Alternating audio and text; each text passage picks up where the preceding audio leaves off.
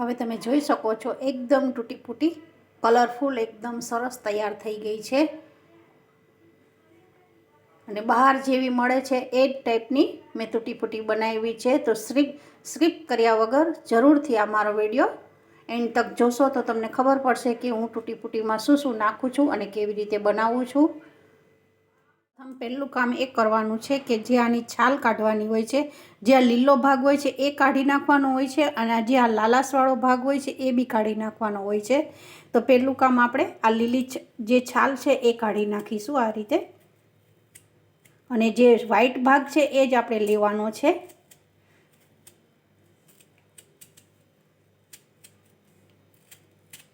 આ રીતે જો આ ભાગ જ લેવાનો હોય છે અને આ સાઈડથી આપણે જેટલો આ રેડ ભાગ દેખાય છે એ આપણે કાઢી નાખવાનો છે અને સરસ આપણે નળ નીચે જ એકદમ ચોખ્ખા પાણીએ બધું કપાઈ જાય પછી ધોઈ નાખવાની છે। અત્યારે મેં છાલને ધોઈ નથી પણ હજુ આપણે 2 થી 3 વાર પાણીએ ધોવાની છે। તો આ રીતના હજુ આ થોડોક દેખાય છે એ બી આપણે કાઢી નાખીશું હજુ આવી રીતે પીસ કરીશું। તો તમારે કેવી બનાવવી છે એ ટાઈપની, બહુ પતલી નહીં અને બહુ જાડી નહીં, એ રીતે ચોરસ પીસમાં બનાવવાની છે। તો હું અત્યારે તમને બતાવીશ આ ટાઈપની, જો આટલી રાખવાની છે, આટલા પીસ કરવાના છે કારણ કે હજુ આ ઉકળશે અને પાછી ચાસણીમાં આપણે ખાંડની ચાસણીમાં કરીશું એટલે નાની થઈ જશે। એટલે જેટલી બને એટલી થોડી આ ટાઈપની જાડી રાખવાની અને આટલી જ પતલી રાખવાની, મધ્યમ રાખવાની તૂટી ફૂટીને આ રીતે। તો હવે આપણે આના પીસ કરી દઈશું, જો આ રીતે પીસ કરી દેવાના। બહુ નાની રાખશો તો શું ઉકળશે ને તો એકદમ નાની નાની થઈ જશે, તો થોડા આ રીતના પીસ કરવાના।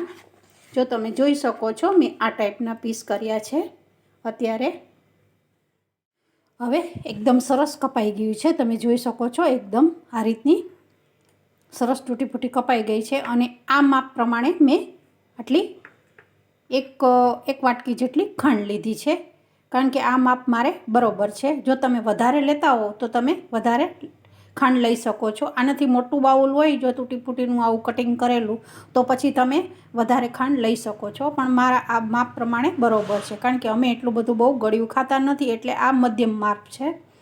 તો હવે આપણે આને એકદમ સ્વચ્છ પાણીથી ધોઈ નાખીશું અને પછી આપણે ઉકાળવા મૂકીશું। હવે આપણે જે તૂટી ફૂટી બનાવવાની છે અને એને આપણે છાલ કમ્પ્લીટ કરીને રાખી છે કાપી, એને આપણે હવે 5 થી 7 થી 8 મિનિટ સુધી ઉકાળવાની છે જેથી કરી અને એકદમ પોચી પડી જાય અને પછી આપણે ચાસણીમાં કરવાની છે। અને ચાસણી નથી બનાવવાની, આપણે ખાંડ ઓગાળી અને ફક્ત આપણે ખાલી કલર નાખીશું એટલે એકદમ થોડીક પોચી પડે એ માટે જ કરવાની છે।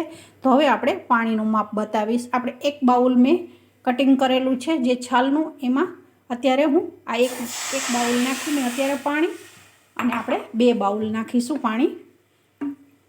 જેટલી તમે કટિંગ કરી હોય છાલને એ પ્રમાણેનું પાણી 1 ગણું વધારે લેવાનું છે। તો હું અત્યારે આ 2 બાઉલ નાખીશ ભરી। થોડું પાણી ઉકળે એટલે આપણે જે એકદમ સરસ, જો આ રીતે મેં ધોઈ અને નિતારી અને એકદમ સરસ કટિંગને રાખી દીધું છે। હવે આપણે એને નાખી દેવાનું છે આ રીતે,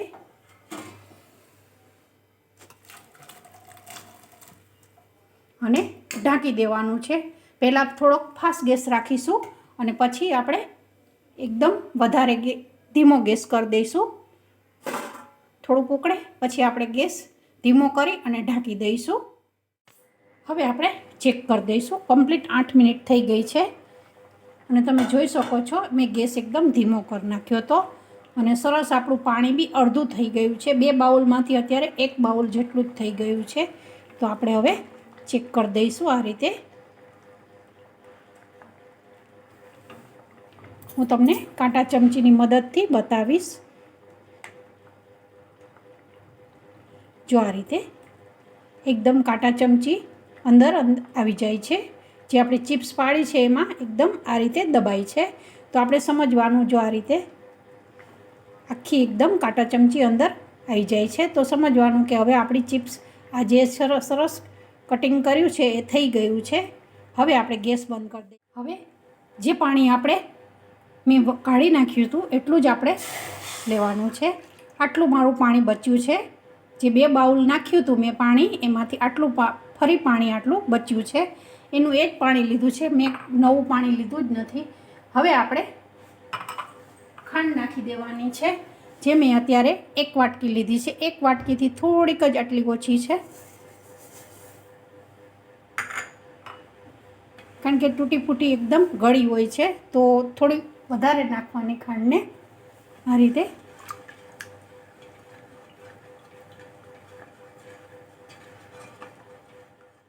ખાંડ ઓગળી ગઈ છે બધી. હવે આપણે જે નિતારી અને ફરી તૂટી ફૂટી એકદમ સરસ મૂકી છે, એને આ રીતે ફરી નાખી દેવાની છે ચાસણીમાં. હજુ ચાસણી બની જ નથી, આપણે અત્યારે ખાલી ખાંડનું પાણી જ કહેવાય. પણ આ જેમ ઉકળશે એ રીતે એકદમ સરસ ચાસણી બનવા માંડશે. એકદમ પાણી જાડું થઈ જશે અને ચાસણી જેવી બનાવી એ જ રીતનું થઈ જશે. અને પછી જો તમે ઠંડુ કરશો ને ત્યાર પછી તો એકદમ સરસ આ જે તૂટી ફૂટીના ફોર્મમાં આવી જશે. અને પછી આપણે કલર નાખવાનું છે. ઠંડુ થયા પછી આ બધી પ્રોસેસ કરવાની છે, હમણાં નથી કંઈ કરવાનું. હમણાં તો ફક્ત આપણે ખાલી આને લગભગ 6 મિનિટ 6 થી 7 ફરી મિનિટ આ રીતે આપણે સરસ ઉકાળવાનું છે. એટલે એકદમ ધીમો ગેસ રાખવાનો છે, બહુ ફાસ્ટ ગેસમાંય નથી કરવાની આ પ્રોસેસને. એકદમ ધીમા ગેસે થવા જ દેવાનું છે અને પછી ઠંડુ પડવા દેવાનું છે. તો આને લગભગ 7 મિનિટ માટે આપણે હજુ થવા દઈશું, ત્યાં સુધી આપણે હજુ ઢાંકી દઈએ. હવે લગભગ 7 મિનિટ થઈ ગઈ છે, તો આપણે ચેક કરી દઈએ.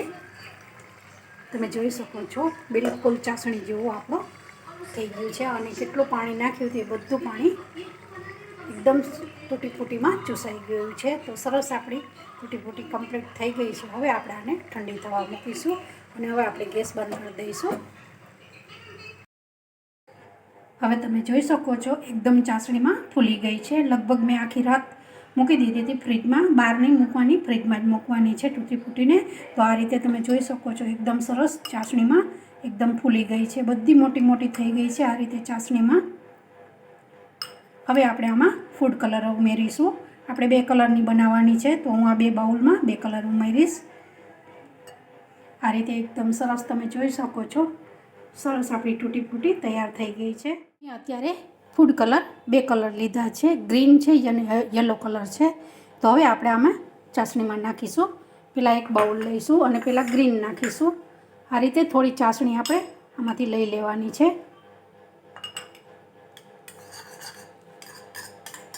અને હજુ આપણે આને લગભગ 2 થી 3 કલાક જ ફૂડ કલર એકદમ આપણી તૂટી ફૂટીમાં આવી જાય એ રીતે આપણે પડી રહેવા દેવાની છે ચાસણીની અંદર જ. અને પછી આપણે નિતારી દેવાની છે.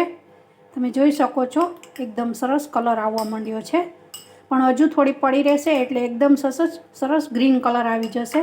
હજુ જેટલો કલર છે એ બધો આ રીતે આમાં કરી દે છે. થોડું આ રીતે ઉપર નીચે કરશો એટલે સરસ બધી તૂટી ફૂટીમાં કલર છે એ બધો લાગી જશે. અને થોડી વાર પલાળી રાખીશું આપણે.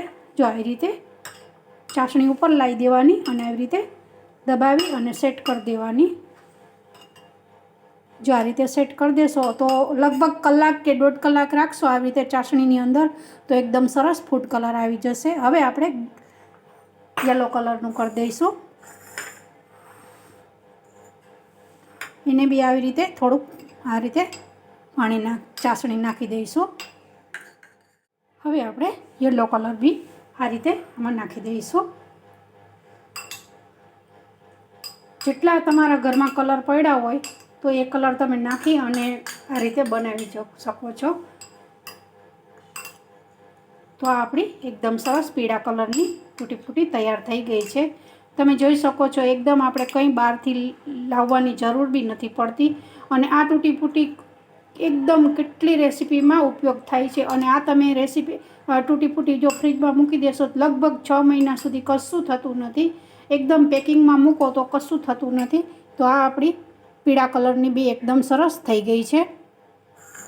હવે આપણે લગભગ આને કલાક રાખીશું અને કલાક રાખ્યા પછી આપણે નિતારી દેવાની છે. અને નિતારી અને પાછી હજુ આપણે કલાક માટે સૂકવવાની છે, જેથી કરી અને જેટલું આમાં ચાસણીનો ભાગ છે એ બધો સુકાઈ જાય. કારણ કે લીલી આપણે ફ્રીજમાં નથી મૂકી દેવાની, થોડી કલાકથી 1.5 કલાક આપણે પંખા નીચે સૂકવવા દેવાની છે. તો હવે આપણે આને ઢાંકી અને કલાક થઈ ગઈ છે આપણે ચેક કરી દઈએ. રીતે સરસ કલર આવી ગયો છે, એકદમ બેસી ગયો છે. જો આ રીતે એકદમ યલો અને પીળો કલર એકદમ સરસ આવી ગયો છે. આમાં બી એકદમ સરસ ગ્રીન કલર આવી ગયો છે. હવે આપણે એક ચાયણી લેવાની છે. આ રીતે હવે આપણે તૂટી ફૂટીને આ રીતે ગાળી લેવાની છે. બધી ચાસણી છે એકદમ નિતારી દેવાની છે. આ રીતે જેટલી આવે એટલી આ રીતે વાટકો એક નીચે રાખવાનો છે અને આ રીતે તૂટી ફૂટીને થોડી વાર રહેવા દઈશું. તો બધી ચાસણી છે એ બધી વાટકામાં આવી જશે અને એકદમ સરસ તૂટી ફૂટી કોરી થઈ જશે. કારણ કે એકદમ સરસ ફૂલી ગઈ છે, કલર બી આવી ગયો છે અને એકદમ મીઠાશ બી આવી ગઈ છે. હવે ફક્ત આપણે 1 થી 2 કલાક આપણે પંખા નીચે રાખી અને આની જે આનું મોઇશ્ચર છે એ બધું આપણું ઉડાડી દેવાનું છે. જેટલો ભેજવાળો ભાગ, ચાસણીવાળો ઉપર ભાગ છે એને એકદમ કોરી કરી દેવાનું છે. અને પછી જ આપણે જે આપણે કોઈ પણ ડબ્બો લેતા હોય એકદમ એરટાઈટ ડબ્બો એમાં આપણે ભરી દેવાની છે. હવે આ 2 કલરનું આપણું જે ચાસણી બચી છે એને આપણે ઢોળી નથી દેવાની. કોઈ પણ લીંબુ શરબત હોય અથવા લસ્સી બનાવતા હોય એમાં 2-2 ચમચી તમે નાખશો અને આ ફ્રીજમાં મૂકી દેશો તો કાંઈ બગડતું નથી. જ્યારે આપણે કોઈ પણ શરબતનું બનાવતા હોય, કારણ કે એકદમ સરસ કલરવાળી આપણી સરસ ચાસણી છે અને ફેંકી નહીં દેવાની. ઘણી બધી આપણે જે લસ્સી છે, કોઈ પણ આઈસ્ક્રીમ બનાવતા હોય કલરફુલ, એમાં બી તમે નાખી શકો છો.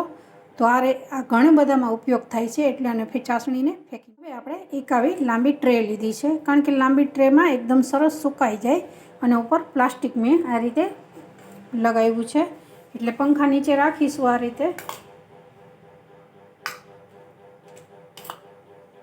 રીતે બધી પાથરી દેવાની છે.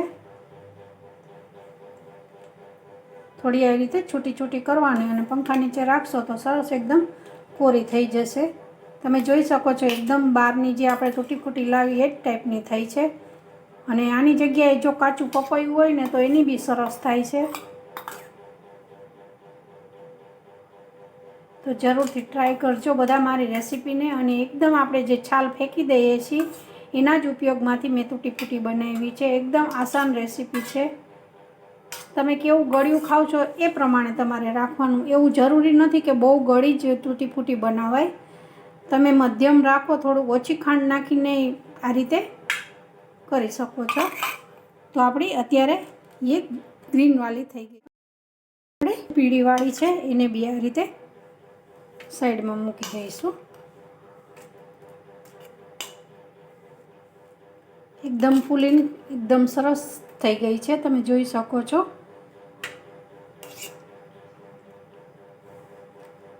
કોઈ પણ તમે કેકની રેસીપી બનાવતા હો, બિસ્કિટ બનાવતા હો, પછી કરાચી બિસ્કિટ જે આવે છે, પછી હૈદરાબાદી બિસ્કિટ આવે છે, એમાં બી આ તૂટી ફૂટીનો બહુ જ ઉપયોગ થાય છે. તો જરૂરથી આ રેસીપી તૂટી ફૂટીની બનાવી અને ફ્રીજમાં મૂકી રાખજો. તો તમારે કોઈ પણ એવી રેસીપી બનાવવી હોય ઘરે તો આ રીતે ઉપયોગમાં આવી જાય. બહારથી લાવવાનું જેટલું બને એટલું આપણે ટાળીએ અને જેટલું બને એટલું ઘરની વસ્તુથી ચોખ્ખું જ આપણા હાથની બનાવેલી તૂટી ફૂટી તૈયાર થઈ ગઈ છે. હવે લગભગ આને 1 થી 2 કલાક આપણે થોડું પંખા નીચે રાખી દઈશું. પછી હું તમને બતાવીશ કે કેટલી કોરી થઈ ગઈ છે. જો આ રીતે હવે તમે જોઈ શકો છો એકદમ આપણી તૂટી ફૂટી કમ્પ્લીટ તૈયાર થઈ ગઈ છે. 1 કલાક જ મેં પંખા નીચે રાખી હતી. તો આ રીતે કલર બી સરસ આવી ગયો છે અને એકદમ સરસ સુકાઈ બી ગઈ છે. હવે કોઈ પણ આપણે એકદમ ડબ્બો લેવાનો છે અને આ ફ્રીજમાં જ રાખશો તો બી કશું થતું નથી તૂટી ફૂટીને. લગભગ તમે જેટલી 6 મહિના સુધી તૂટી ફૂટી સારી જ રહે છે.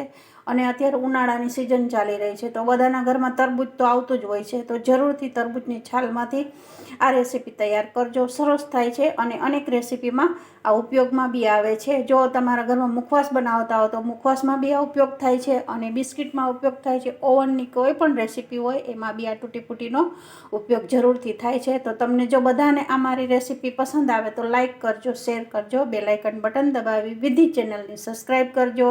અને હા, નવા સબસ્ક્રાઈબરો પહેલી વાર જો મારો વિડીયો જોતા હો તો જરૂરથી મને સબસ્ક્રાઈબ કરજો, જેથી કરી અને અવનવા વિડીયો હું એકદમ સારા લેટેસ્ટ વિડીયોના અપલોડ કરું તો તમે બનાવી શકો, જોઈ શકો અને એકદમ રેસિપીને શીખી શકો. તો બધાને જય શ્રી કૃષ્ણ.